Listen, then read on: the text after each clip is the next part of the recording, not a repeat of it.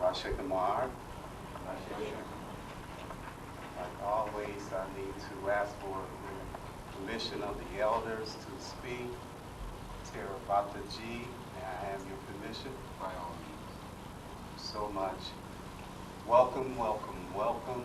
I know you guys had so much to do, so thank you so much for taking time out of your busy schedule to come and sit and listen and hear that song for today.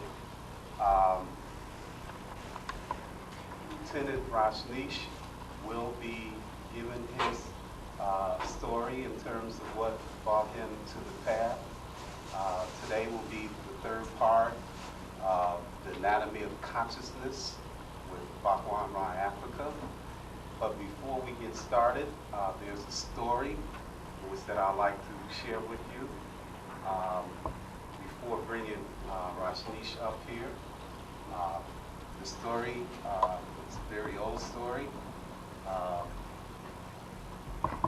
One day, the Belgian Tobe was dying, and he assembled all of his disciples. And with each disciple, he assigned a task for them to do in his name to carry on the great teachings. And each disciple, Jumper Hunk, received their task. And every disciple received the task except for one disciple, and said there was one last task to be carried out by Belgium Tobe before he made his transition. So the last task in which that he wanted this disciple to do was to tell the stories of the great master throughout all of Europe. So the disciple was very displeased at this because this was a hell of a task. And plus it was a task in which that he thought was very discouraging. But the Belgian Tobe assured him that upon his completion that he can live a life in total ease. And so the Belgian Tobe did die. And the disciple went throughout Europe retelling the story of the great master. And days turned into months, Marapha G, and months turned into years and years and years. And finally, this disciple felt as though he had spreaded the stories of the Belgian Tobe throughout the world. But one day, he heard of this nobleman that lived in Italy. And this nobleman, he was informing all the people that if they can tell him a new story, that he will give them one gold ducat. So this disciple immediately set off to Italy to this nobleman's castle. And upon his arrival, he was in front of this nobleman. And he began thinking and thinking, but lo and behold, he couldn't think of not one story that the Belgian Tobe had shared with him. And he was just perplexed. It just threw him totally off. And so this nobleman, he understood his path and plight, and so he told the disciple, well, you just take your time, all right? You can remain here for a day. So the day elapsed, and the second day, and the third day, and this disciple still couldn't think of one story told by the Belgian Tobe. So on the fourth day, out of sheer embarrassment, he just said, well, I got to go. I can't think of any stories. And the nobleman said, well, I understand. So as he left the castle, he was walking. And then suddenly, he thought of a story. And he said, well, let me go back and tell this nobleman this story. It was not much of a story, but it was a story in which that only he knew, because it was only he and the great Belgian Tobe. So he went back to the castle, And he told the nobleman, he said, well, I do remember one story, and only I and a Belgian toll was there that day. So let me share this story. So he said, you see, one day the Belgian told me to harness the horses because we need to take a journey up to Turkey. And during that time of the year, in Turkey, the great Christian festival, it was an Easter festival that was taking place up in that part of Turkey. And one of the things in which that the disciple was very concerned about was that during that time that the Christians would yell out during the festivities that all the Jews were God killers. And so it was very dangerous for a Jew to be in that part of Turkey at that particular time. So he said, well, Master, are you sure you want to go here? It's just like a brother going to Mississippi to a Ku Klux Klan rally, And he said, yes, let's go. And so upon their arrival in Turkey, all right, they were going through the city, and finally they were at their destination, in which that all the Jews were in clothes. They were had enclosed themselves up, and the shutters was down because, again, in fear of their life. Now, they were serious about that because, again, the Christians, as a form of reparation, they would kill one Jew during the festivity. So of course, all the Jews is just terrified. But this Belgian told, he entered the house, and he immediately walked up to the window, and he opened up the shutters, and the disciple was just perplexed because he said, man, do you know that they're going to kill us? And at any rate, he just opened up the shutter, and just as he opened, the procession was coming along. And the bishop, all right, he was coming, leading the procession. And this man was arrayed like a prince. He had vestment of gold, a silver mitre. He had his staff made of diamonds. And the Belgian told his disciple, he said, look, I want you to tell the bishop that I need to see him. All right.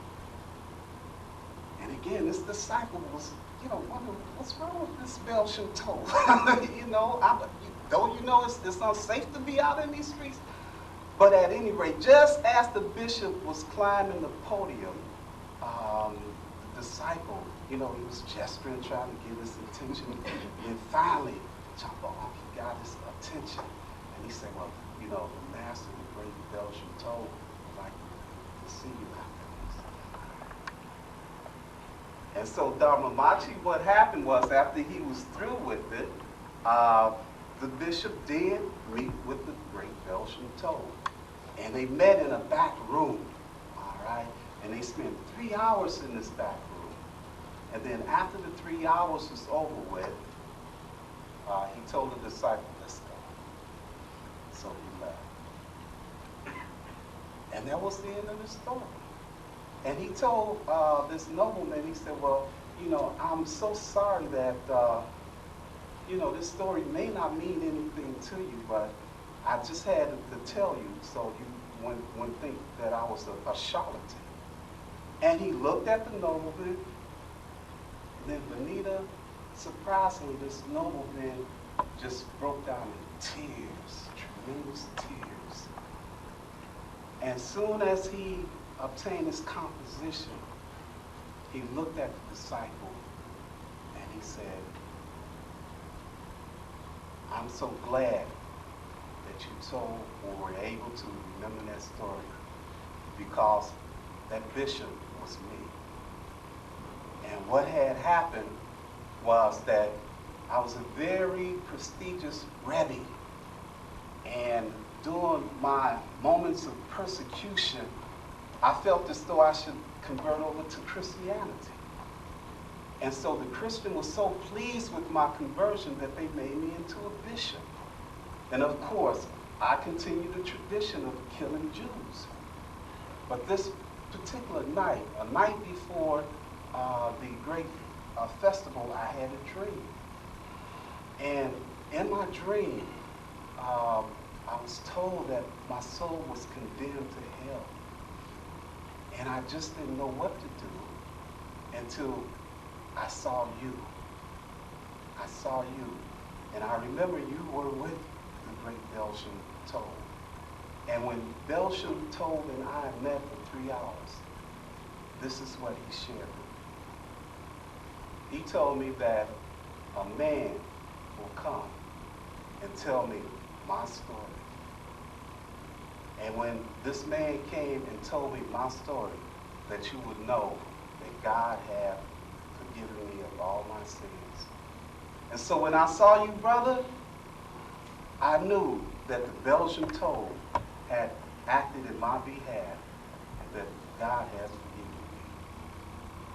So, again, we need to call this Lieutenant Rashnish up so he can tell his story. Rashnish?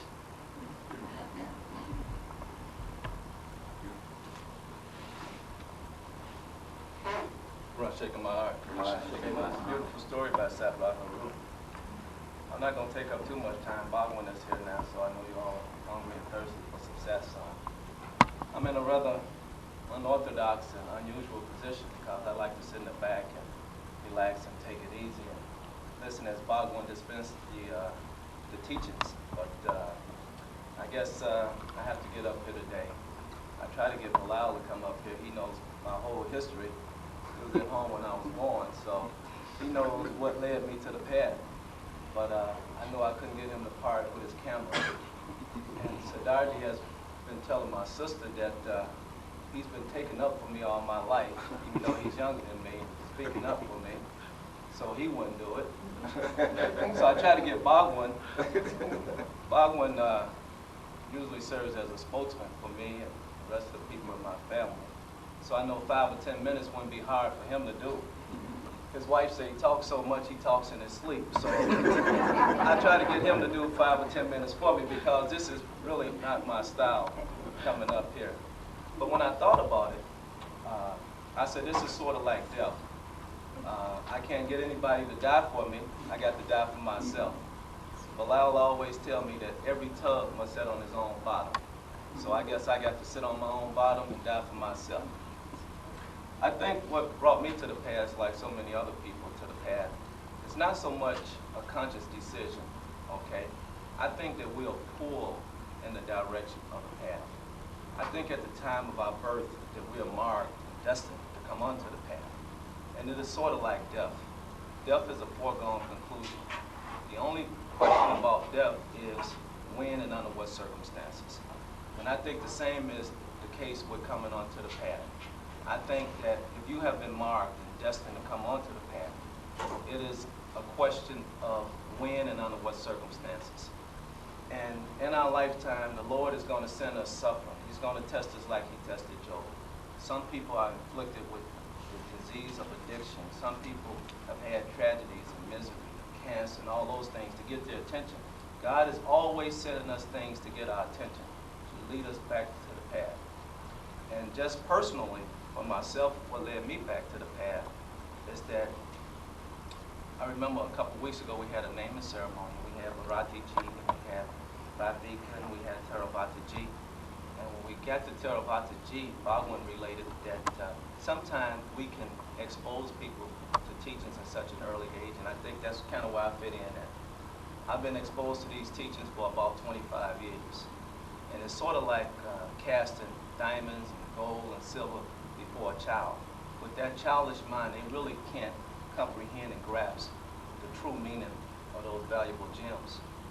And years and years went by. I was exposed to these teachings, but they were just a part of my intellectual repertoire. I was a double major in philosophy and religious studies in college. And I always felt like I had an advantage over all the other students because I had a little Eastern twist. I could talk about meditation, I could talk about reincarnation and vegetarianism and karma. I could talk about all these things that the other students couldn't talk about simply because of my exposure to that Eastern thought. But, of course, midlife crisis hit, that's what led me back to the path, the death of loved ones and the divorce and all those other things.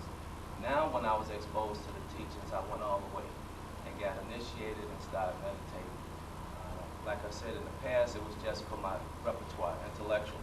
Now the teachings are for real, okay? I used to could recite the teaching verbatim, like a parrot.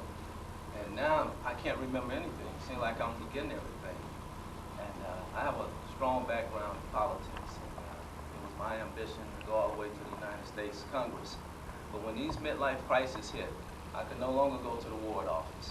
I could no longer go to City Hall, the state capitol. I could no longer call up the congressman. I doubt if I could have went to the Vatican to get these answers. And there was Bilal and there was Bhagwan, still in the wilderness, like John the Baptist preaching, thus said the Lord. And I got back onto the path, and the path became real to me. And I started practicing the teachings and living the teachings. And I like to say to all the new initiatives and the Radasis that once you get up on the path, don't give up. It's like a new baby making steps. That parent or some loved one has to guide them along when they fall, pick them up, dust them off, and encourage them. And it's the same as the path. The guru, the master is going to pick you up. He's going to encourage you. And if you're going to fall forward on the path. And that's basically the message that I want to leave with you all. That if you're on the path, if you're not on the path, get on the path. But you will do it in due time when you feel like it. But once you get on the path, don't give up. It's like making those first steps. And you know, after you make those first steps, you grow up to be a full human being. So without any further delay, I'd like to turn it over to Sarah. Thank you. Rashay.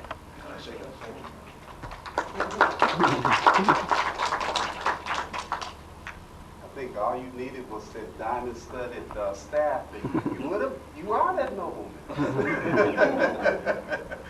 Without any further ado, I would like to present this song and give to you my Seba Bhagwan Afrika. The topic for today is the anatomy of consciousness, part 3. Namo Guru Baya. Namo Anamibaya. I must tell you that I was in the mood for more stories. I don't know about you. These are beautiful stories. Sister Jory, thank you for coming today. Seeker extraordinaire. I hope that we will do honor to you. I must tell you that it's hard to follow the stories that come out of the mystical tradition of Judaism that we call Hasidism. The story that Seth Raheru has shared with you about the bishop and his apostasy. Etc. That was from the spirituality of imperfection. You should all make a note of that book. Dhammamarji will see to it that she directs you to the libraries, because the book is filled with all of this kind of wisdom condensed in the form of stories. And sometimes you see stories speak more profoundly than any form of discourse. So I hope that these stories coming down out of the immense lineage of Belgian Toll has inspired you. And hopefully you too will one day be able to hear the story that will set you free. And that brings us to today's topic, because of course today we will be continuing our story about the evolution and the anatomy of consciousnesses, which really is all of our stories. But because this topic is such a huge topic, I thought that what I would do today is to kind of use this occasion as a summary, a summation, because we can go on forever and ever talking about this subject, but it won't mean anything to you if you have not given any thought to the matter. You see?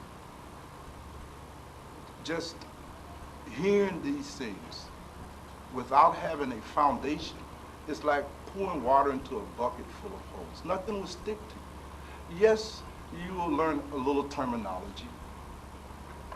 You will get a little entertainment, but you won't be transformed. The teachings have to be heard within the context of some effort on your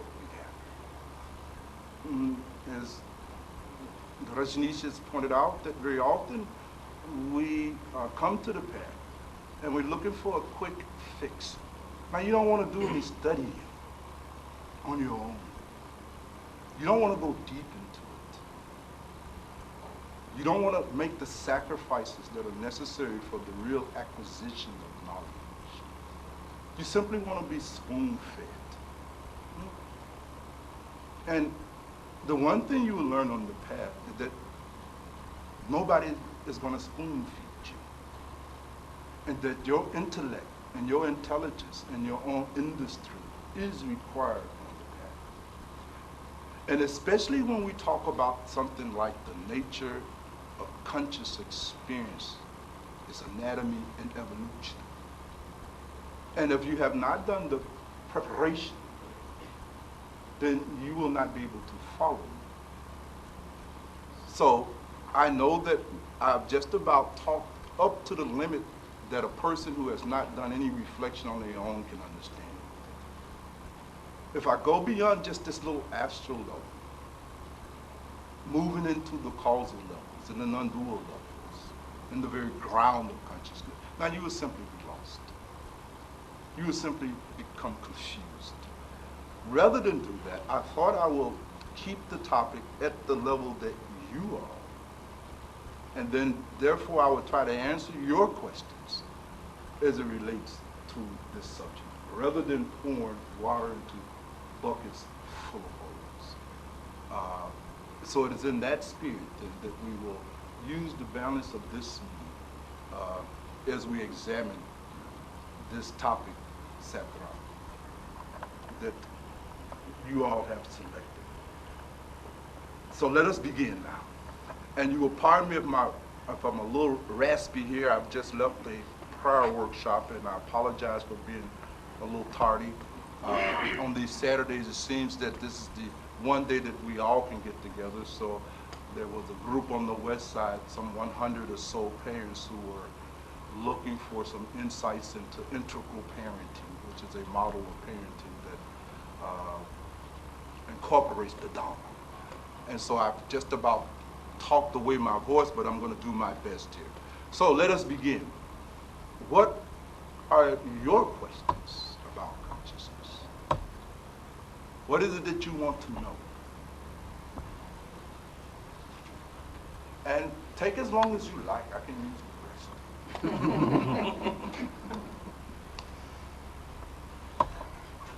Even a stupid question.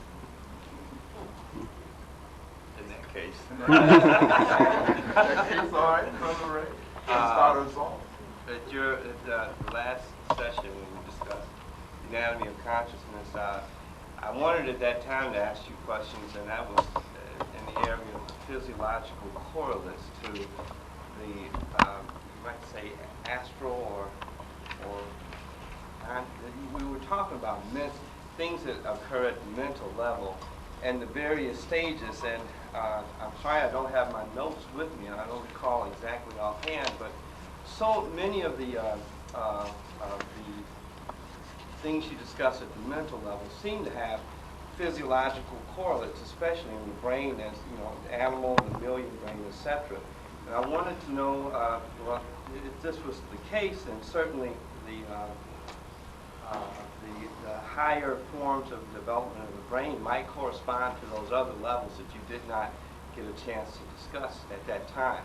But I wanted verification from you if that was a proper way to look at it. I don't know if I'm making myself clear. You're very clear. As you recall, when we talk about consciousness, we are in fact talking about the sum total of all that exists, the sum total of all possible experiences. It takes a little while to get used to the concept that matter, the very lowest link in this chain of being, is itself a manifestation of this non-material consciousness. And so we introduced the concept of the evolution and the development of consciousness in time and space. We talked about how spirit, this consciousness, manifests itself first at the level of matter and then moves up this hierarchy. And one of the things that I mentioned last time, Brother Ray, was the fact that as consciousness unfolds into time and space, it integrates each of these lower levels into the next level beyond. So in that sense, for instance, the higher levels of consciousness have their physical correlates. For instance, the capacity to see does not issue from the physical level. The capacity to see exists independent of the physical body. When consciousness meets the physical body, then these organs in this physical body, this whole physical body itself is an organ of the mind, isn't it? And then this body then simply reflects this higher level of consciousness. It's like the higher level of consciousness is like a light shining through this body. So for instance, your capacity to see now gets associated with your eyes. And of course, you being a chemist and well read in science and things of that nature, you know that all of these organs of the senses are connected to certain points in the brain, right? And along the nervous path and things of that nature. So you begin to see then that all of these higher states of consciousness that we talk about have a physical correlate. That's why enlightenment is possible in this body. This body is fully equipped for the enlightenment experience. And when we reach a higher stage of consciousness, then those organs that are correlates for this come into being, come into function. They are already existing.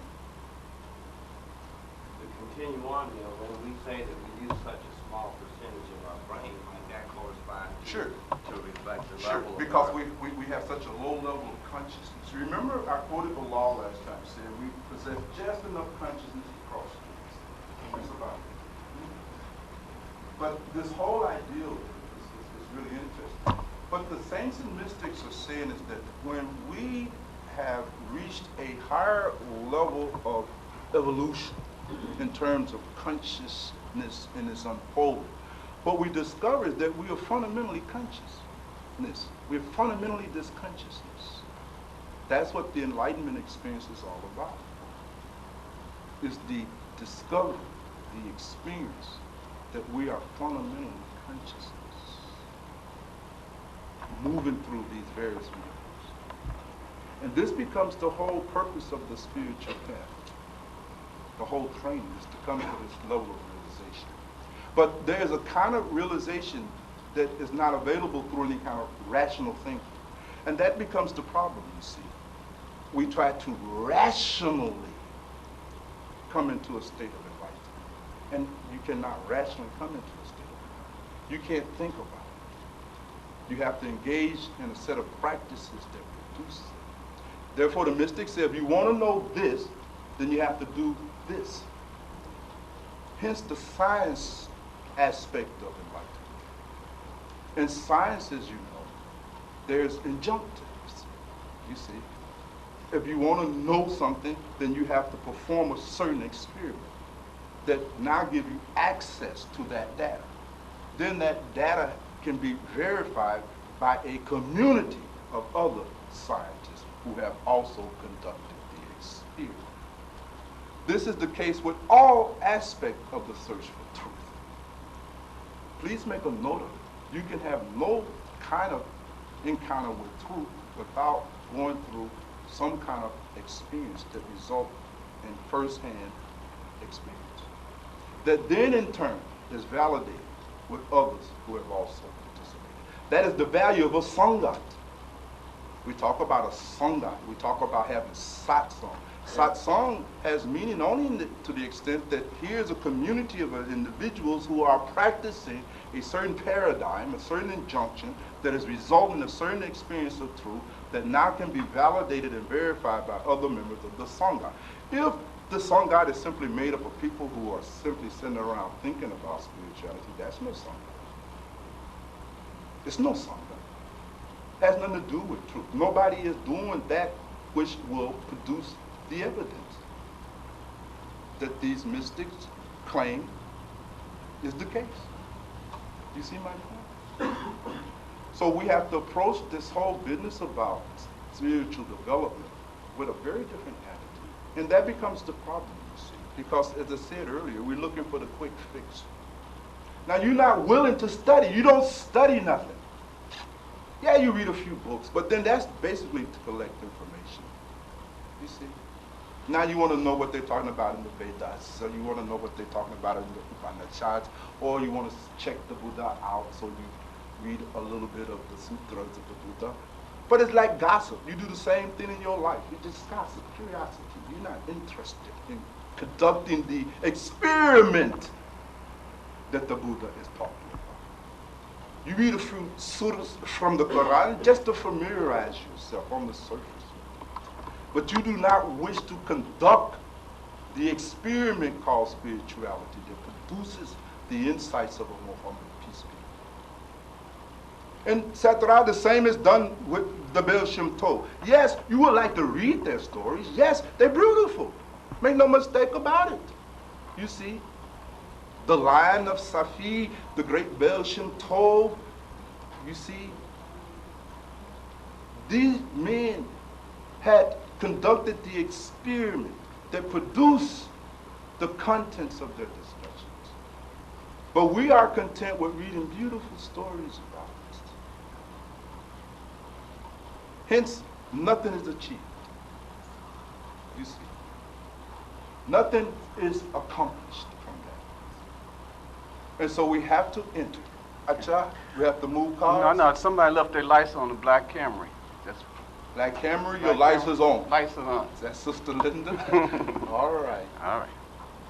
So, we have to begin to understand now what is necessary to have this kind of knowledge, brother.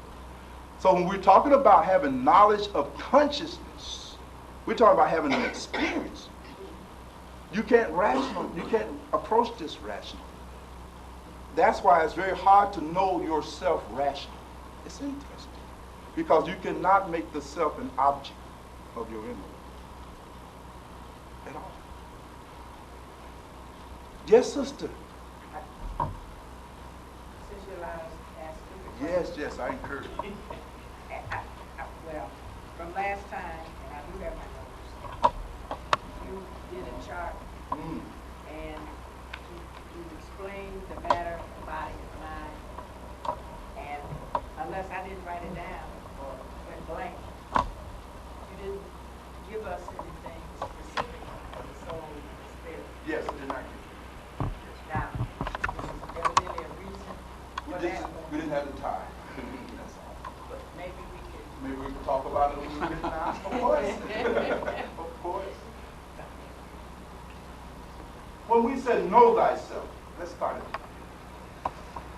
What does that mean to you? Bonita, when you say you know who you are, what is that thing you are referring to? Well, I guess I would just say the body, because I don't really think myself deep down Yes. inside. Sure, you've just been honest. When most of us say me or I, it is in reference to this physical body. That's if we made a little development. There was a time in our life when we said I or me, we were referring to our material possessions. We were at a level of a material self. The way consciousness works, folks, is like this. Consciousness is simply our capacity to be totally aware to infinity. And this awareness, whenever it intersects something, one of the things that happens is that it begins to associate that thing with its own identity. So you begin to see then, as this consciousness begins to unfold, because it has involved itself all the way down, contracted itself to the lowest level of being on the change called matter. That is the first level at which it starts unfolding. And therefore, the first level of the identity experience is the level of the material. Right? A little bit more unfoldment, and now it pulls back to the level of the body. Body was there all the time, but you had not hashed. You had been born, but you had not hashed inside. You see, you were still in a state of fusion. Right? And as this unfolding process begins to occur, at each stage in the unfoldment of being of consciousness through the hierarchy of being, it comes with a certain sense of who we are. Not only a certain sense of who we are, but a certain sense of our needs, our morality, our worldviews, and so forth and so on. All of that is associated with the level of the unfoldment of our consciousness and our respective story, as Satra likes to call it, the story of our own being. And so therefore, when we say self, I, me, look at what you're referring to. And Renita, as you say, usually it's with this body, right? Because I don't know myself deep down inside. Right, right. That means that your awareness is embedded in this body. You understand? And because it's embedded in this body, this is the level that you feel that you are. Now, when you are able to unfold a little bit more to where your sense of self is at the level of your mind, then you begin to experience this body objectively. You have to understand the relationship between subject and object, right? As the subject go on growing, it expands the field of your objects. You following me? More objects comes into view. So as you rise higher, you begin to experience this body just like an object. You have a different locus of the self, a different sense of the subjective experience. It gets a little complex. And as you keep moving higher and higher, eventually you begin to experience your mind like an object. There's still something else more interior to you. And the question becomes, if you are able to move very deep, where do you come to? If you are able to really peel yourself all the way down, what is that? And the mystics say that what you find is that you are simply an ever-present witnessing process. That is all. You are simply that which witness everything. It gets very deep, yes. Is it the will that sets the stage or the causative or catalyst to cause the consciousness to unfold? To start unfolding? Yeah. Actually, it's the momentum of the prior state of involution. When I say involution, I mean it in this sense. If you can imagine, again, this is very hard to understand rationally. That's why we meditate, because it's a trans-rational thing. But as best I can, I will try to speak to that. If you can imagine involution, which is the opposite of evolution. Evolution is the contracting of totality into being. It's a contraction. So if then this whole thing that you call God has involved itself through a process of evolution down into its lowest point, right? Then that momentum reverses. It's like breathing. Your breathing is very symbolic of what's going on here, right? And so when it reaches its nadir, it reverses its path. Evolution is nothing but the reversal of the path of involution. It moves out of the same momentum. So you don't will, because you had no will at a certain point. Will itself don't even come into existence to a certain unfoldment and level of consciousness. That's another thing you're mistaken about. You think you have a will. You don't have any will. It's interesting. You really don't get a real will till much later in your development. That's why you're having your whole struggle. Now, there's much that you understand cognitively, but you can't do anything. You have no will. You know I shouldn't be shooting dope, or I shouldn't be doing this, or I should be meditating, or I should be, you know all of these things. You have made the requisite level of cognitive development, but you have not evolved in the other areas. Your will has not even manifested yet. You don't have any. So in a sense, we don't know why we're here. I mean, we're here. It's like we're here because we have to be. I mean, it's not something that we said that I'm going to do. It's just a point that we reached where we have to do it. So we have nothing to do with it. I mean, that we think we know about. Yeah, that makes sense. That's sufficiently gobbledygook to make sense. That works. It's just that have not had, you don't, the you that you think you are, the me that you refer to, the me, the sense of self that you feel now, clearly has had nothing to do with it. Yet, there is another sense of self, another level of self that has had everything to do with it. But you're not identified with that yet. You see my point? Trying to find out. Right, you don't know what that is. You don't know who you are. And that's the whole point. Bhagwan. So the whole idea behind meditation is to since consciousness it just is to take our attention from the lower levels to the higher levels. That's exactly what it is. Okay. So then once our attention is on the higher levels, our whole sense of who we are also shifts. Okay? Everything shifts because you're moving up the hierarchy. One of the interesting things is that as you move up this hierarchy of being, and the vehicle through which you move up this hierarchy of being is the attention. By the manipulation of attention, you can accelerate your evolution. That's why meditation has been praised by every mystic school on the planet. And so, and also by withdrawing our attention from things, that also withdraws, like if our attention is focused on material things and things that are around us and things like that, if we withdraw our attention from those things, when those things are no longer given the same pleasure, we don't suffer as much because we're no longer focused on them. Yes. Our attention is no longer there. Your sense of self is no longer locked into that. Yeah. See, when your sense of self is embedded in this body, your whole morality is driven by that. Right and wrong become that which hurt or do not hurt my body. You see, your whole sense of needs are dictated by your level of identity, right? Now, I am this body, so my greatest needs, my greatest priority is food, sex, comfort of the body, money, materialism. That's the whole level that I live on, because that's the level of myself at that particular point, you see. When you move a little higher, right, and your identification becomes that with your mind, then you're looking for meaning now. Notice, for some people, the most important pursuit in life is their problem in life is how to make life meaningful. That ain't your problem. Your problem is how can I give me some more money? How can I give me a husband? How can I avoid being sick? You know what I mean? Is there a certain way I can eat so I'll never get sick? You understand? All of your interests is a reflection of where you are at. Yes, sister?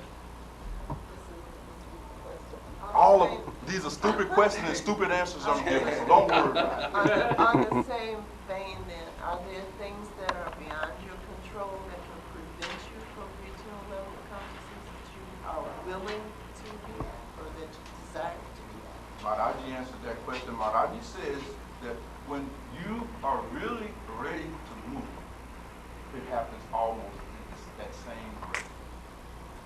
It is a great illusion. Because we've been thinking, oh, I'm making so much effort, but in spite of everything that I do, I'm not going. Really deep down, you are conflicted. You really don't want to go nowhere. You just talking bullshit on the surface. You appear, you just doing that. That's part of your propaganda. You have to understand some of the deepest mythology on the planet is your spiritual mythology. Now you created this spiritual image of yourself. You know, I'm really spiritual. I'm really into this stuff. That's mythology. That's your ego. That's just talk. It's not real. You see? It's not real. Hence, you can't get out of this thing. The other thing, sister, that interferes with us, aside from our ego mythology, is what Rajneesh was missing. This lack of understanding about death and the role it plays in growth. And let me be very clear about this. There can be no growth without dying. That's how you move. If you want to move to the higher level of your being, you must die to the one you are now. There is no other way. But we're looking for other ways. You're trying to rationalize yourself to the next level. You're trying to find a particular mantra you can repeat, or some charm you can put on, or some crystal you can wear, or some dietary practice you can get involved in, or some holy spot on the planet you can go to. You're looking for all kind of alternative to the one thing that is mandatory. In order to move higher, you must be able to die. It's like the bardos. You see? It's a continuous process of Bhagwan. Is that right? Now, if you want to go to a higher level, then you must die to this level. Not die like, you must actually die. It will feel like a death. If you want to become able to move to the level of your mind, you must die to the level of your body. Simple.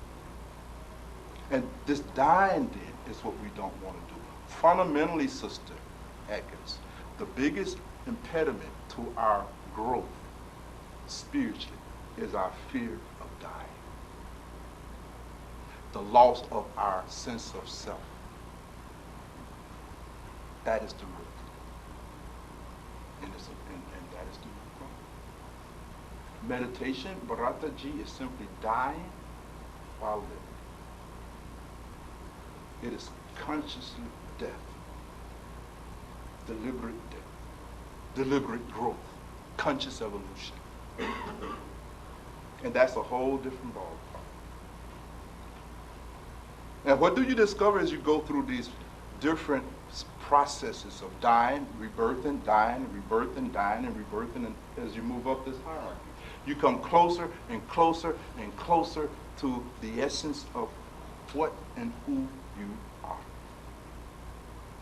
You see, it's like peeling away layers that has been obscured because your awareness is trapped at this particular level, and you therefore really feel that I am that which I am embedded in.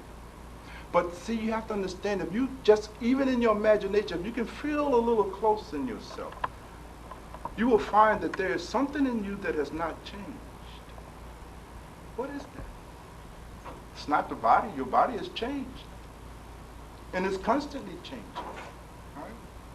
It's not your emotions, because your emotions are constantly, you're feeling sad one minute, joyous next minute. I mean, your emotions is in a state of flux. So it's not your emotions. Yes, what is it? Rose, you got the answer? Yeah. More stupid questions? Good. We're in the right place. When do you know that at this point that you're saying in order for you to move up higher, you have to die to something? You have to die. When do you know what it is that you have to die to or die of? You're saying that it's something there that you're ready to, that you should be willing to, I guess, drop off and say, okay, I don't need this anymore, so I've died to that. Is that what you're saying? It's almost as automatic and unconscious as your physical death. You would just simply exhaust it. You see my point? But what I'm saying is, how do you know what that is? What that thing is? That's what I'm trying to. You mean what things it is that could prevent you from growing? Yeah. You know it intuitively. Now you say, for instance, that you want to become enlightened. And you have decided intellectually that, well, one of the things that I can do to become enlightened is that I can do this thing called meditation and sadhana and make all these adjustments in my life, practice a new level of morality, et cetera, et cetera, et cetera. But the problem becomes you can't do it. You see my point? It's not that I don't know what to do. You see, you know exactly what to do. The problem is that you don't do it. And you don't do it because you can't do it yet. You have not evolved to that point yet. You're still spiritually immature. You see, some more time has to go by. Yes? What role does cultural identity have in the ascertainment of higher spiritual verities to be understood in the heart? Yes, it's very beautiful. There's a certain kind of growth that is going on. First thing you have to understand that we are an amalgamation of different aspects. For instance, we have a cognitive aspect, right? That is a line of development, the intellectual line of development, the cognitive level of development, right? Then we have another line of development, the affective, emotional. We have another line of development, ethic, morals, etc. Even the physical line, this body itself, obviously go through developmental stages. Now, it's very interesting, brother. What happened is that when you are able to cognitively move to a certain point, you are no longer embedded in just being totally identified with this physical body itself, your own little one body amongst many bodies. You become identified with a group. Your worldview becomes, instead of egocentric, it becomes sociocentric. But you still have not, you move it higher now. A little bit more, it becomes world-centric. You understand? A little bit more, and so forth and so on. You follow my point? So even to be able to feel a kind of connectedness with a group of people, it itself is a sign that you are evolving a little bit. You're not so self-centered anymore. You're not so self-centered. You're not so egocentric. Your sense of identity has expanded. You have grown cognitively, meaning that now you can take the position of another person. Your whole morality shifts because now you can think in terms of the other, whereas at a lower level of development, you couldn't even think in terms of another. And your morality reflected that. Do you see my point? Your morality was simply based on me, me, me, me, me, me, me, me, me, me, me. When you have been able to evolve to the next level, your morality will reflect your ability to take others into consideration. And you become a social being. You've moved up to the social part of your being. Now you can begin to see that most of us are not even at the social level of our being. We're still locked down in this egocentric thing. And we even begin to approach the path like that because now you're working for your enlightenment. You're not concerned about the enlightenment of nobody else. The hell with them. Let me become enlightened. You see, your whole pursuit of spirituality is just for your sake.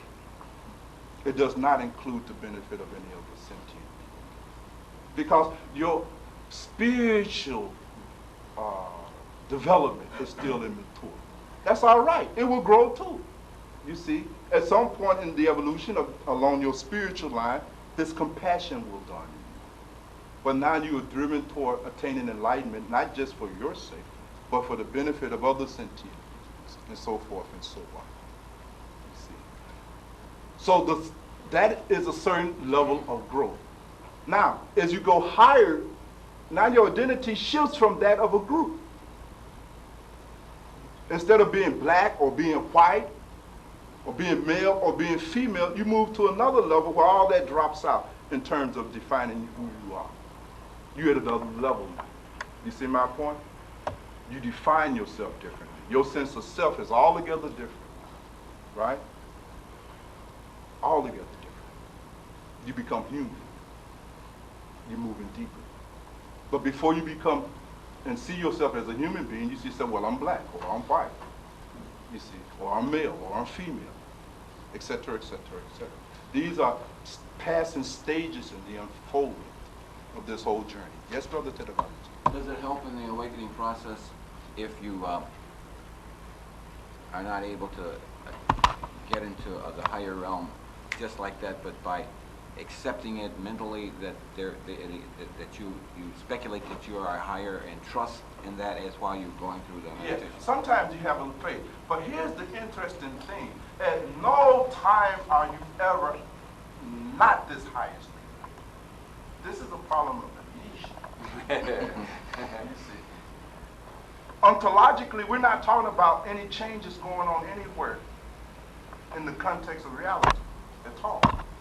You are already that. You have always been that. Who you are, you have always been. It has never been any different at all.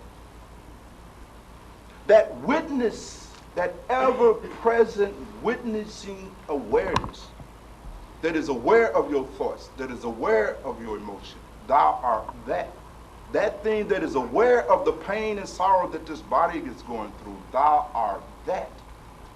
And that is not in time or in space. In fact, it's the reverse. Everything exists within the field of this awareness. Now this is deep.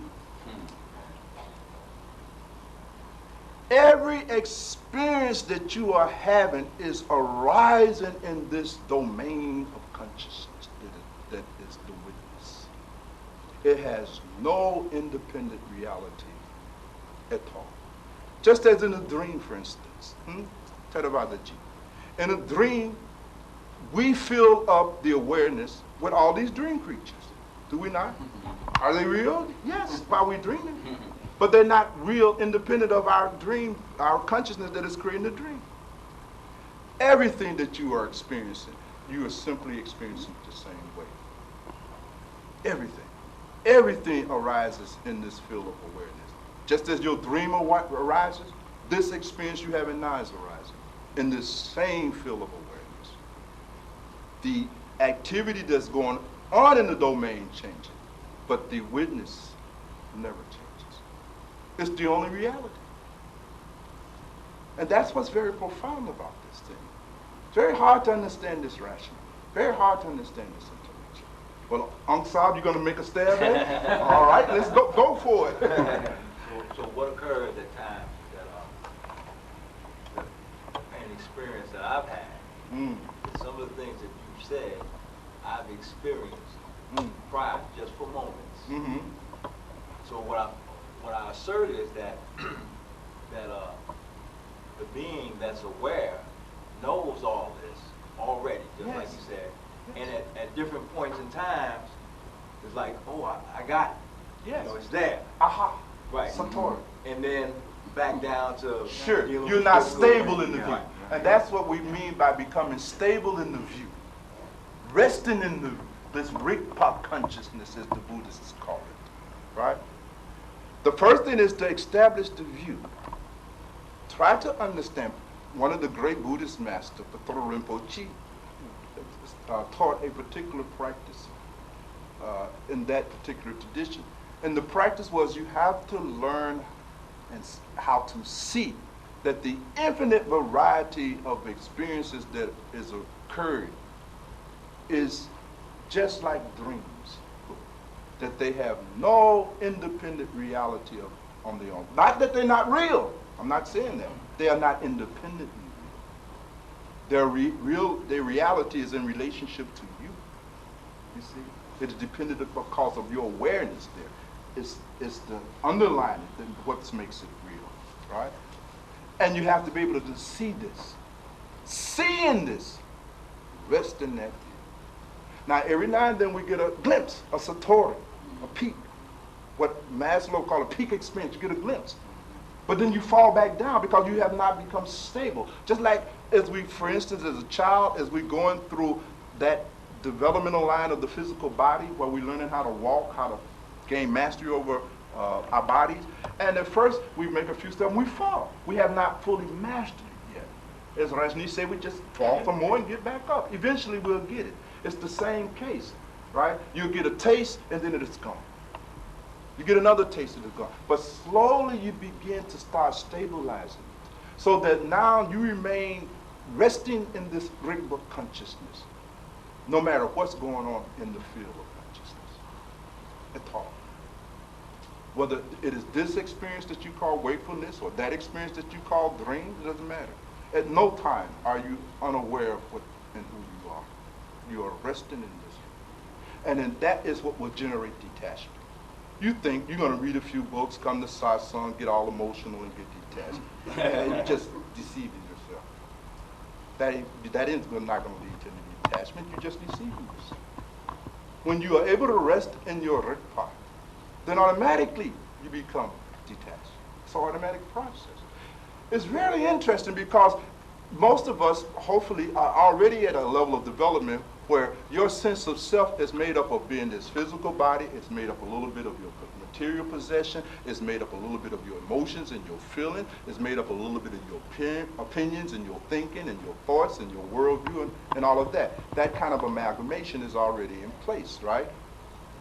And all of that is being located, is localized in what you call a person. Inside you, there's a certain person, and you identify with that. But what you have to understand, you are not that person.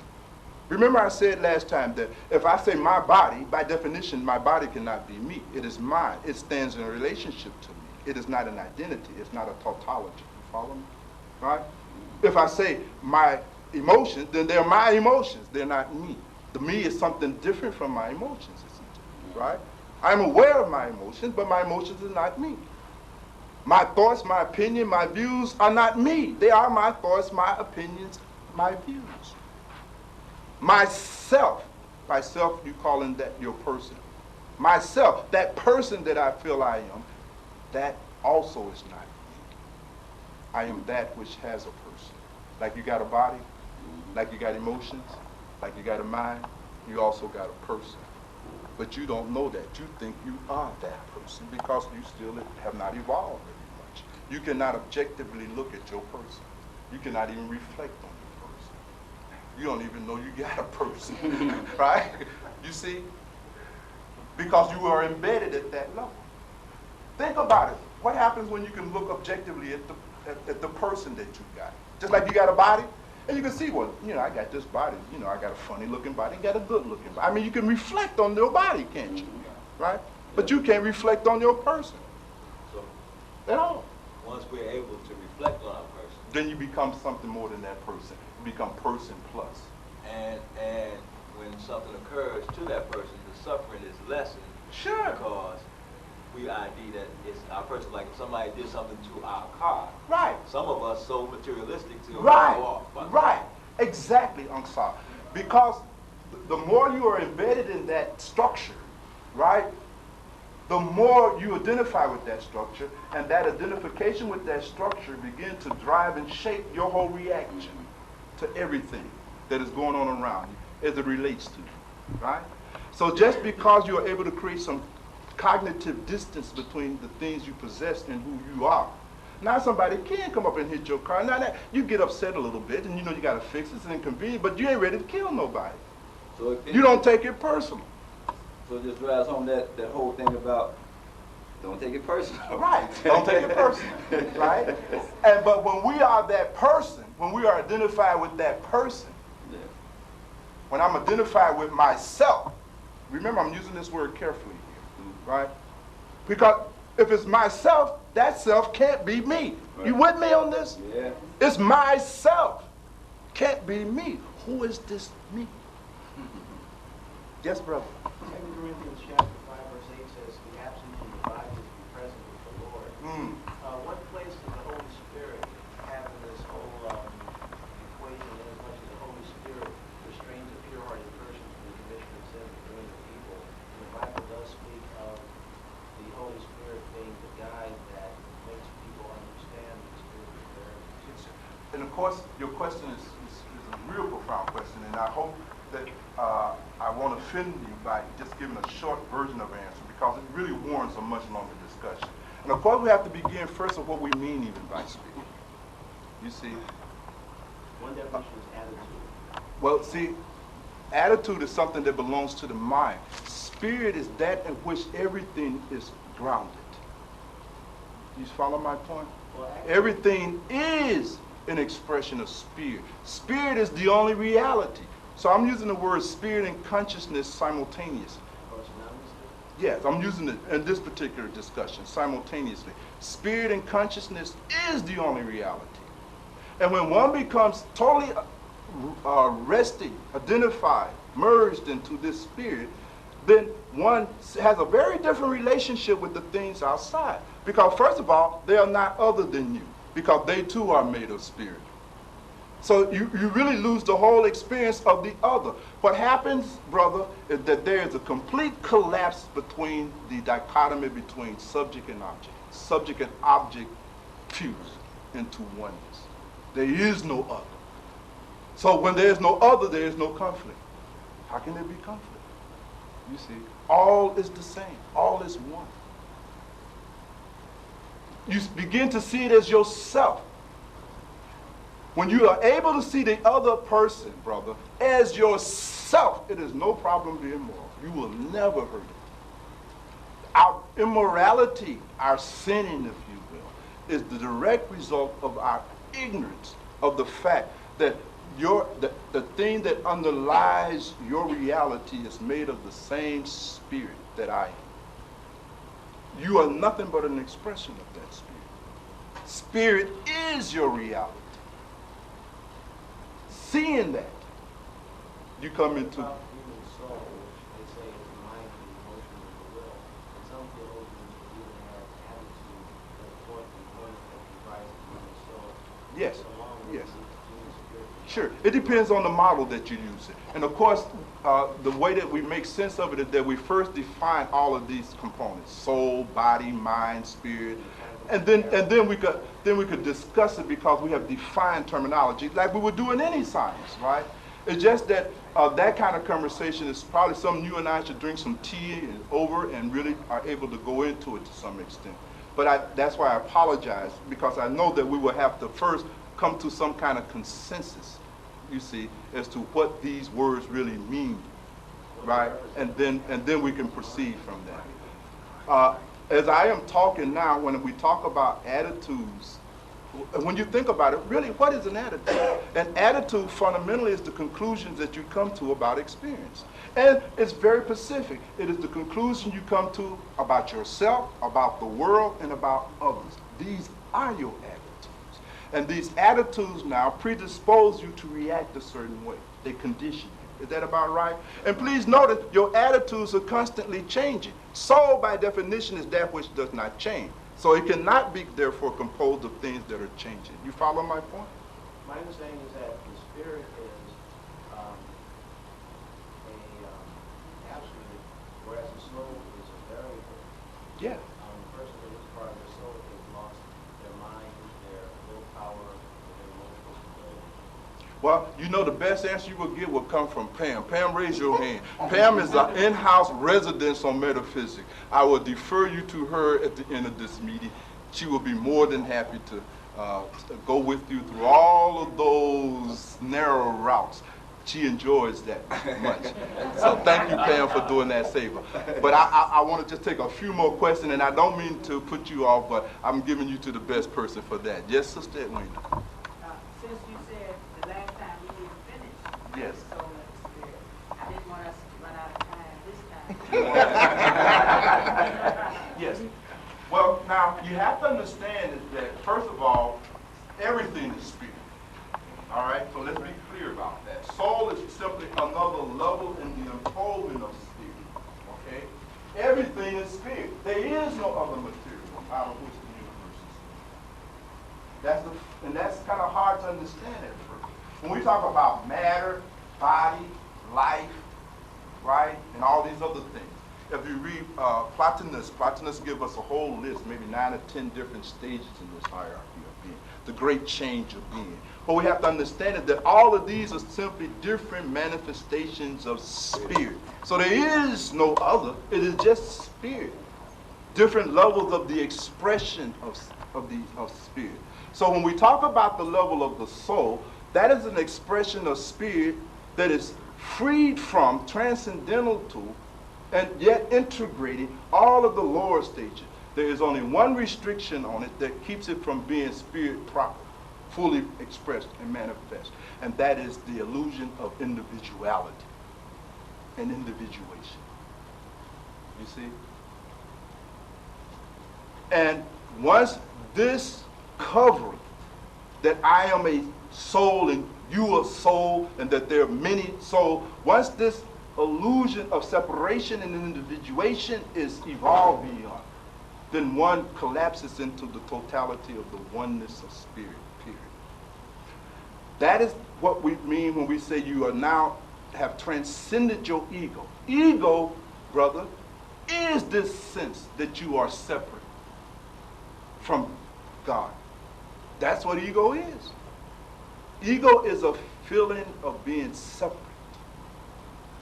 Now, the reality is that at no time, actually, ontologically speaking, can you ever be separated from spirit. If you were, you would go out of existence. But you can't go out of existence, right? There is no separation. Separation is the illusion. Separation is an optical illusion occurring in consciousness. Please make a note. It's not real. So again, in the perennial philosophy, brother, in the traditional schools, there's always been some term that these mystics and sages and saints have used to designate the level of the expression of spirit just before it merges back into the ocean. When a stream of water returns to the ocean, can you tell where the stream began and where the ocean stops anymore? That you can't tell anymore. When consciousness reached that level, many of these mystics have exclaimed at that point, Aham Brahmasi, I am God. In the Christian tradition, Christ, when he attained it, I and the Father are one. You see me, you see the Father. He's saying there is no distinction. The distinction is an illusion. Now, in some tradition, they confine it. Well, Jesus in Christianity is the only one that attained that in this body, right? In Buddhism, they teach another thing. In Judaism and so forth and so on, all the teachings are different. But if you look at the mystics, those who are practicing, because remember I said, that if you want to know this, then do this. That's science. This is science. Nobody in their right mind will try to do science without doing the experiment. The laboratory is your own consciousness, right? And if you don't do the experiment on SOP, I'm not paying any attention. Your opinion is valueless because you've not done any experience. Period. You follow me? Only those who have done the experiment can come in and validate. Those of us who have not experimented in the form of meditation into our own consciousness, we just espousing our opinion. Nothing wrong with it, but don't confuse your opinion with truth. They're entirely different phenomena. And whenever you seek truth, you will have to do science. There is no way around it. Yes, sister? I haven't had a chance to read about the Bardos completely yet. Well, they're back. I brought it today. But if you could answer, is studying the Bardos going to help understand what we are experiencing when we meditate? I think what the Bardos does is it clears away some of the debris that obstructs our view. One of the things that we have to do when we enter onto a spiritual path, we have to do a sadhana that is integral. By integral sadhana, I mean you have to engage in those practices that touch every aspect of your being. So you just can't do the cognitive thing and not do the affective thing, right? So you have to do across the board. And of course, one of those things you got to do, you got to study. Not that studying itself is enough, but you must study. You must deeply reflect on things. You must ponder. You must actually do some studying. What Patanjali in his system called Swadhyaya, you must study. Not casually read, not read for gossip at the level of gossip. You must actually study something, right? Because that is giving you a foundation now where you can begin to even understand, use the tool. First, you see, that we talk about the Dharma as having 3 benefits, right? You hear the Dharma, just knowing the teaching, at least you got a shot at it, right? But just hearing the teachings is not enough. Now you got to try to understand them, right? How are you going to practice something you don't even understand? And how do we understand that? We enter in a dialogue. We talk about it. We share it. You get into it, you see. But with a community of other people who are studying, right? You see the difference? And that is the whole benefit of having being a part of a sangha. But if you don't want to study, if you just think that somebody's just going to pour enlightenment into you, you're very mistaken about it. It's not going to happen like that. So by reading the Bardos, you begin to reflect on some of these deep things that are very obvious at this level. Death. It's very interesting. We were talking, Satra was telling you some of the stories out of the beautiful Hasidic tradition, the mystical Judaism, one of the most beautiful traditions on the planet. Just the name Bev Shem Tov gives me goosebumps. Tremendous phenomenon. And in the Hasidic tradition, one of the things that the Rebbe, the Rabbi, teaches, right, is this, that you have to learn 3 fundamental things at this level, just to go to the next one. One, of course, you got to learn how to make a living. We all know. But what is interesting, that the Hasidic mystic branches say, and you got to learn how to make a loving. How to make a loving. You don't know how to make loving relationships and all these other things, right? You don't know how to make a loving anything. You cognitively develop. You got 12 PhDs, but you can't stay with no woman. Your kids don't like you. You ain't got a friend on the planet. What's wrong with that picture? You see, you got plenty of cognitive growth, but you have not grown otherwise. You therefore don't know how to make a loving. But the interesting thing that the Hasidic mystics say is that you got to also learn how to make a dying. Meaning, you got to learn how to make a dying painless. And the Bardos focus on that issue. Because once you understand the dynamics of death and the relationship of death to growth and things of that nature, it shifts your attitude toward death. It takes down some of that fear and it starts prioritizing your life. See, a lot of the plan that we do on the path, sister, we're doing because we really don't understand that you're going to die.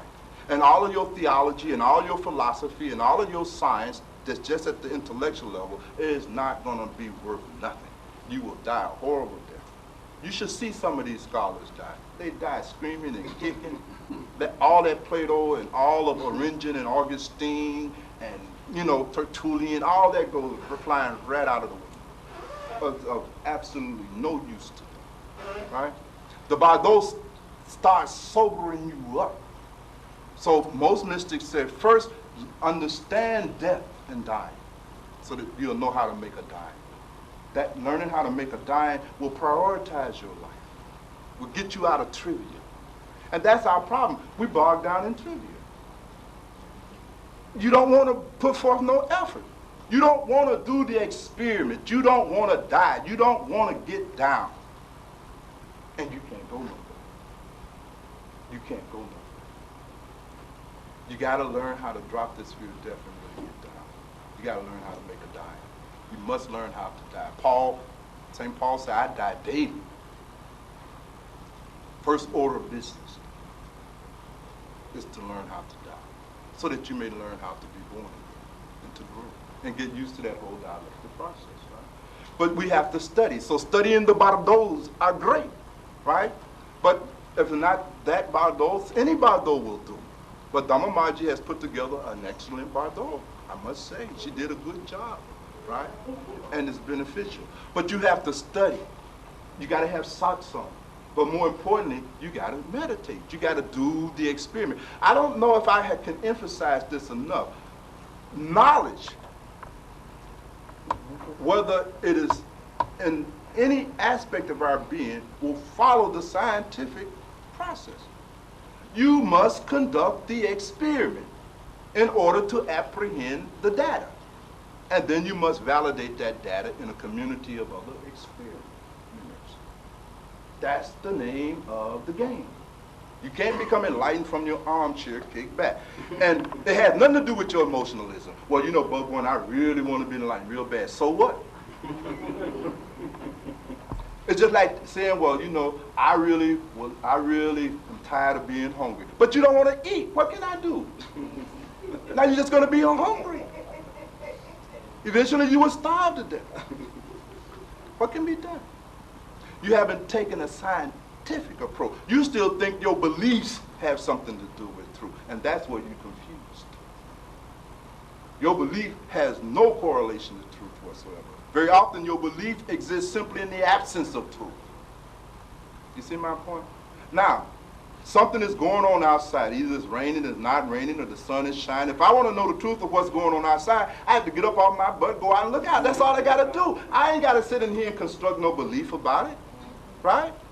But I don't want to go outside, so I want to say, well, Sarah, I believe it ain't raining, and here's my proof. Because the humidity in the room, you want to know what's going on, go and see. That's what the mystics are saying. They're saying, don't take any of what we're telling you on the surface. Go and see with your own eyes, but you got to go and you got to see.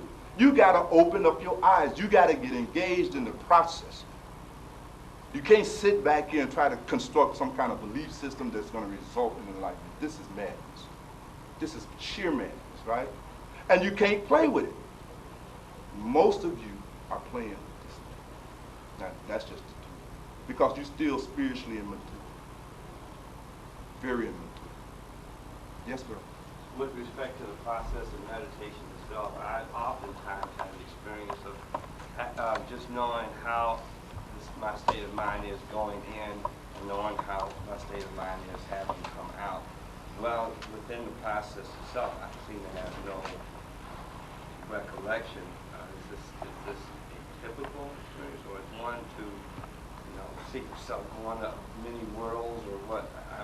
I don't mean to play No, I take understand. that lightly, but No, I understand what you're saying. with It's the process in the itself, I beginning know. stages. You don't really know how to concentrate. You don't know how to withdraw your attention. You see, the attention is just out of control. You don't know how to withdraw. And we experience that, you see. But the only antidote to that is one has to keep practicing, because it is developing the ability to manage our attention that will determine how well we're able to access these higher levels of our being. So we just have to keep practicing, and training the attention. Meditation is about how to train the attention. And you can't train the attention any other way more effectively than by doing the meditation or contemplative practices, you see? And you have to do that. You have to do that. That's the science of it. That's the injunction. That's the experiment. You see? This is the thing, you have to do this in order to know this. That's why we call it the hidden knowledge, secret knowledge. Theravadaji and I were talking just a little bit about that last week, briefly. And I was sharing with them the fact that this ancient wisdom has been called secret, not so much because somebody's hiding it from you. It's been called secret because you cannot know it unless you conduct the experiment within consciousness. Only those who conduct the experience within consciousness can know the knowledge. You follow my point? And meditation is the conducting of that experiment. It is setting up the laboratory, setting up the equipment, etc., etc., etc. And that is what we are involved in this process of meditation. And then this meditation itself goes through developmental stages. You see? I think perhaps we'll take one more question, and then any other question lingering. Pam, who is back there on the table? Just you today? Yes, sir. You and Mensa, do he know anything? Huh? They may have some deep questions. Right? And we got one more. Rajneesh? All right, Rajneesh? I'm going to ask you, why is it so difficult for us to take these teachings seriously? If I knew I only had 24 hours to live, I don't think I'd be going to the river home, health club, and sex and all of that. But death is like an assessment. We don't never know when we're going to get struck. Why is it that we don't go through life day by day with that attitude? We always seem to defer that, well, I can do this tomorrow. Why we don't be serious about that when we never know when death is going to strike? Precisely because we don't know when it's going to strike. Precisely because of this uncertainty, you see, we take liberty. Now, you're absolutely right. I know I'm going to die, but I don't know when. So therefore, let me continue living the way I've been living until it happens. Because I don't know when. It is this absence of certainty that creates and lulls us into a false sense of security, right? It's our inability to see death like an assassin that causes us to drift into trivia. And on the path, so you have to, even at Lieutenant Rajneesh, you have to even have evolved to a certain level to even understand death and dying and all of that. You can't even hear that kind of teaching. You have to at least have developed to a level where you can reflect on your life. That's a level of development, Angsar. You see, children can't even reflect on their life. That's characteristic of that developmental state. They can't reflect on their life. Until you have evolved to an existential level in your own development, you can't reflect on your life. So you can hear all the Barlow teachers in the world. So it's like if I say the word dog to you, that is a signifier. And it signals something and that pops up in your head. You get the image of a dog, a four-legged furry animal, et cetera, et cetera, et cetera. I mean, you can respond to that subjectively. But if I say dog to my dog, nothing pops up in my dog head. Now, it's the same sound, same vibration in the air, right? Dog, dog. But when I say it to you, it has meaning. To the dog, it has no meaning because it's a dog. It's at a much lower level of development. In the same way, when you say death to a person that has reached a certain growth, right, it means something. When you say death to a person that is still embedded way down there, doesn't mean something. And you can't take spirituality serious until you can understand the Bhagwan. No way.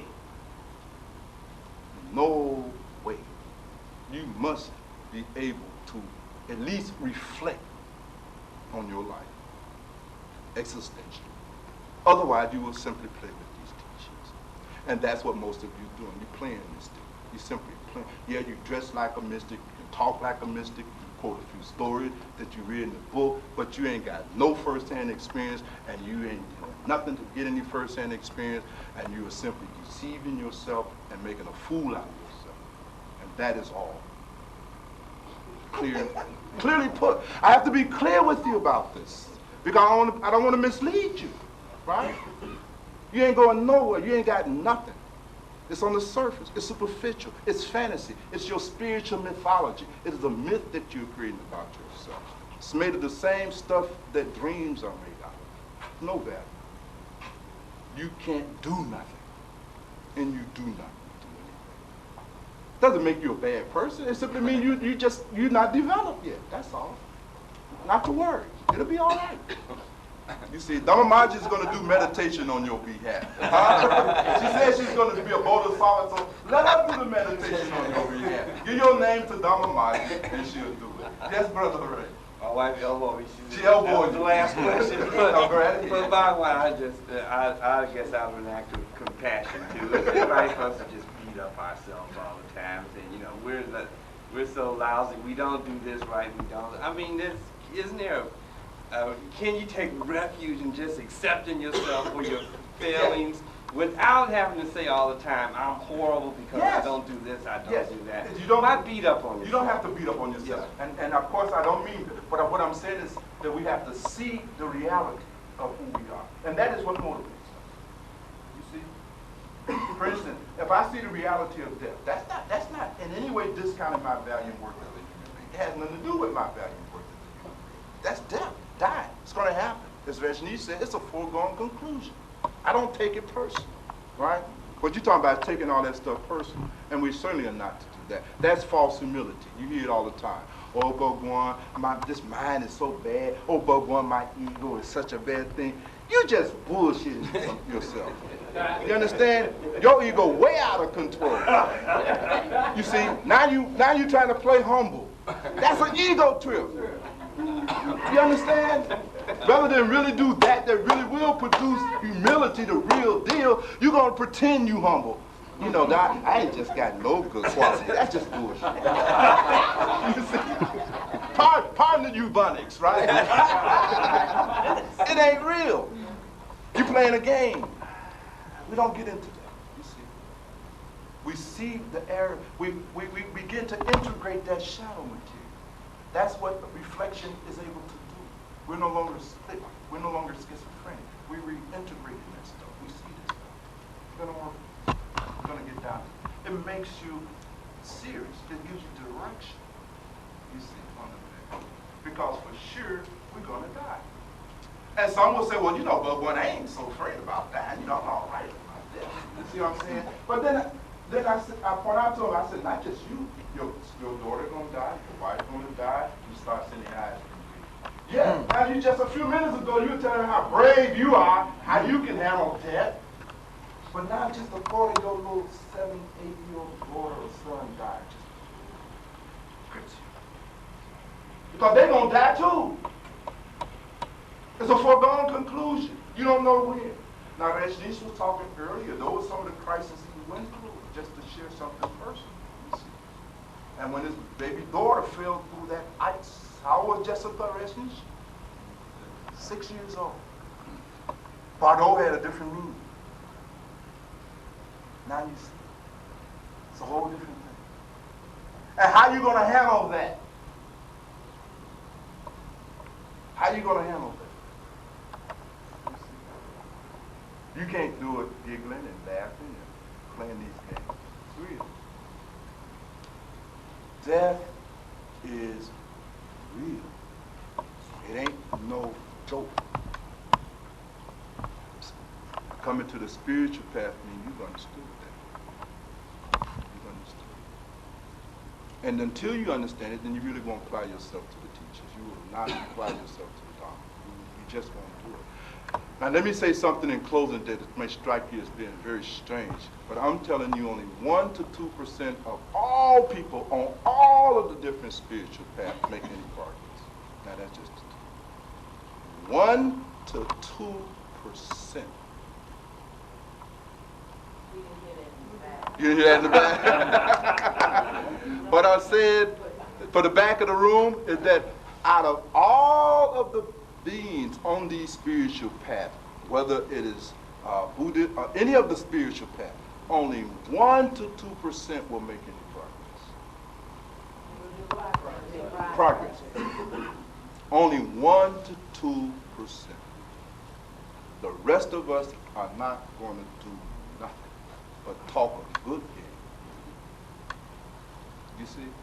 Fan each other's mythology. That's all. And that's the truth. You see? If you reach a point in your life where you want something real, see, some of us will get married and we want a real marriage.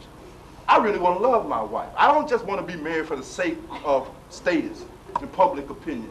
I mean, it depends on your level of integrity. Do you really want something real? Or do you just want to look like you got something real? Now that's your call. That's your call. And remember, I am not condemning you. I'm not saying don't call the other shot. It's all right. You have that freedom. But you have to ask yourself that question, do you really want something real? Now, we all done went through so much stuff where we ain't been real. We done went through all these schools and colleges and got all the degrees and didn't learn a damn thing. You don't know nothing. Then you got a PhD and you really are ignorant. You really don't know. Because all you were doing was passing tests. You didn't really go to school for no knowledge at all. You went to get a career. Different phenomena. Nothing wrong with that. One of the things that earned me the reputation of being crazy, you know, I earned that, right? I had to work hard for that, right? That didn't come easy. When I went to school, like Reshnish, I majored in philosophy and all that stuff, but it was very different. I made sure on the first day that my instructor understand, I don't care nothing about these grades. You will not be able to intimidate me about my grades and all this other stuff. I don't even care if I pass this class on paper, right? And I will be asking you questions, hard questions. And you got to understand, because let's make this deal called, I'm going to keep asking them. Now, if it gets too hard, then you give me a little signal, meaning that I should see you afterwards. You know, do us a little something, then I'll cool out. But if you don't, I'm going to keep going. You see? Because I'm here to know. I'm not preparing myself for no career. I really want to know what Plato said. I'm not just taking humanities as no elective here to get my degree. You see? It depends. Do you want something real?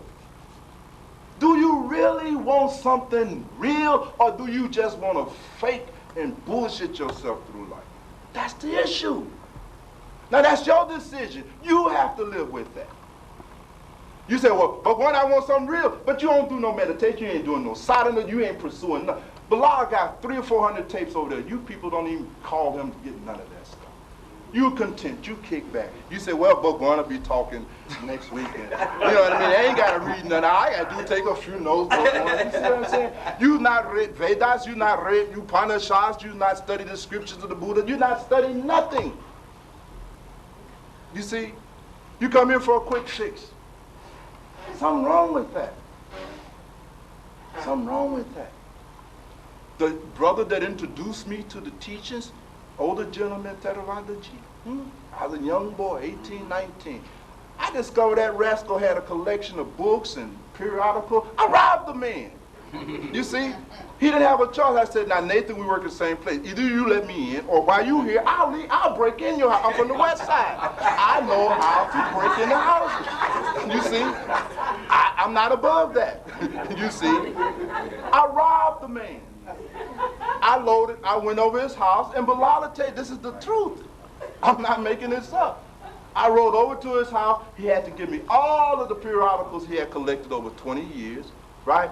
I tried to get every book he had, any tape he had, and I took them all home, and I read and digested everything. You see?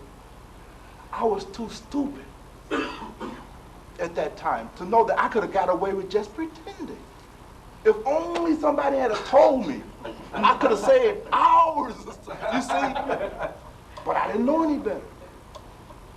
But I understood that, man, this is some good stuff. Right? Satsang, I used to take off from work to go to satsang.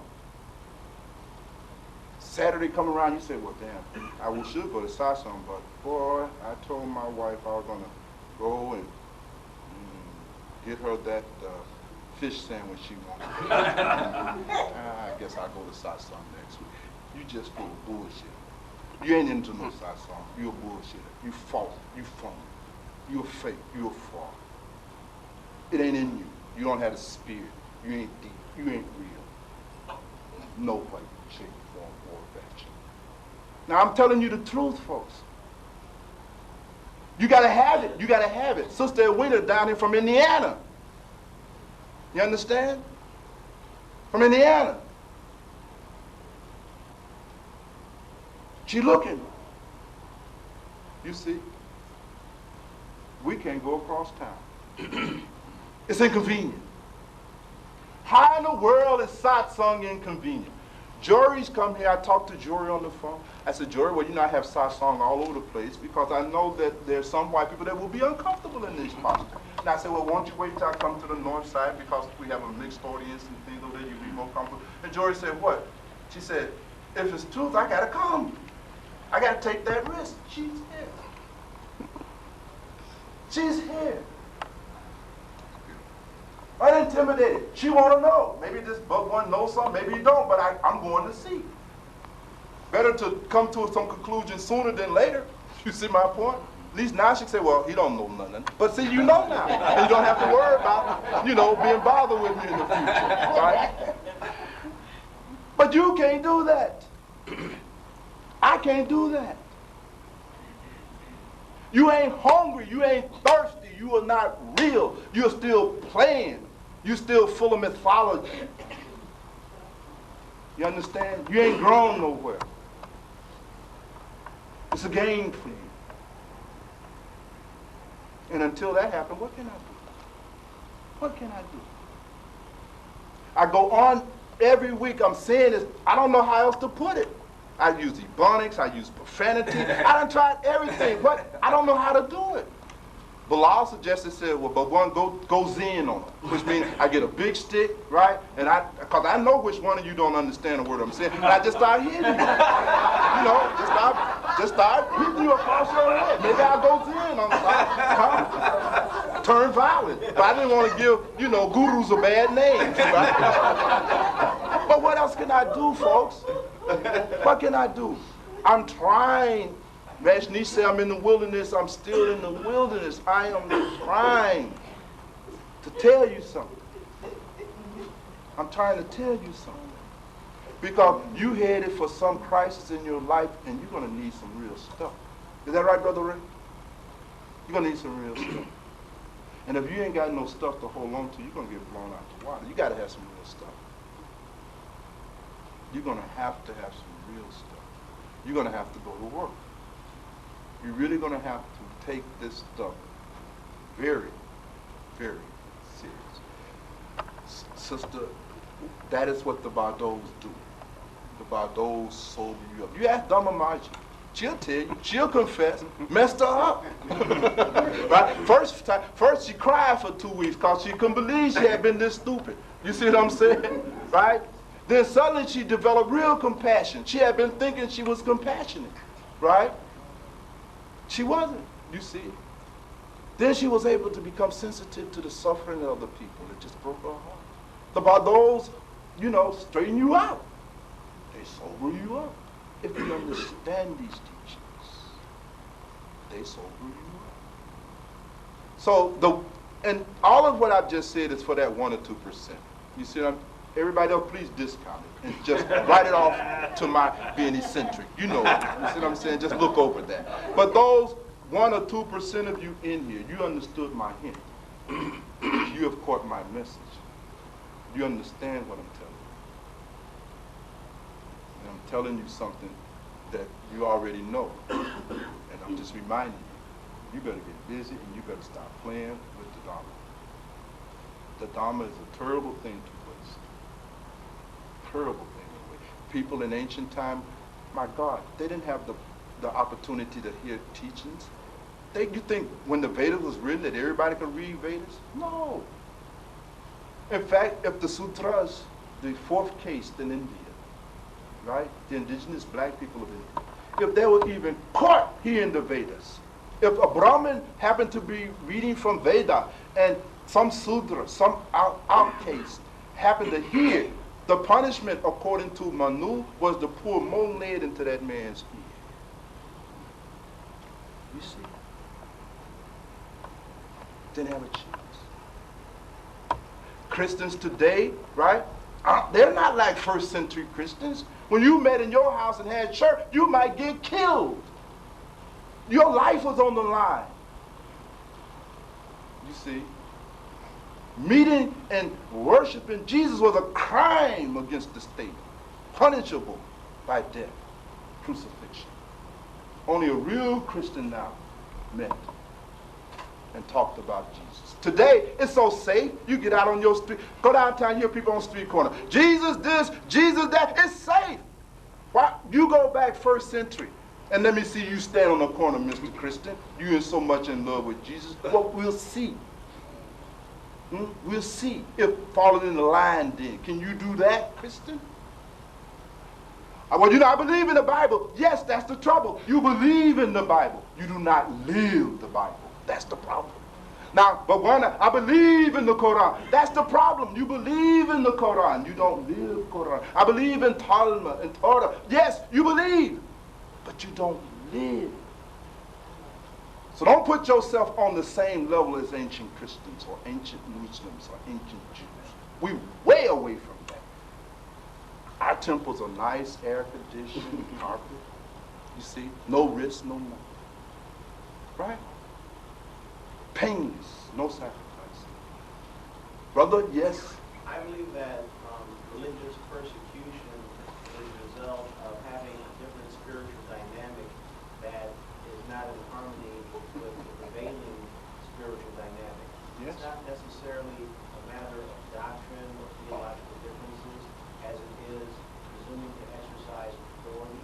Yes. For example, Mr. Farrakhan, when he would come out and black people, white people, and any other group of people would have something negative to say about Mr. Farrakhan. Yes. Because he challenges the authority of those who presume to exercise authority. And the same, of course, is true of Jesus and Prophet Muhammad, peace be upon him, and all of the messianic divine devotees who come to the line of prophethood and messengership throughout the history of mankind have always been the target of dissension, slander, calumny, assassination in the hearts of the wicked.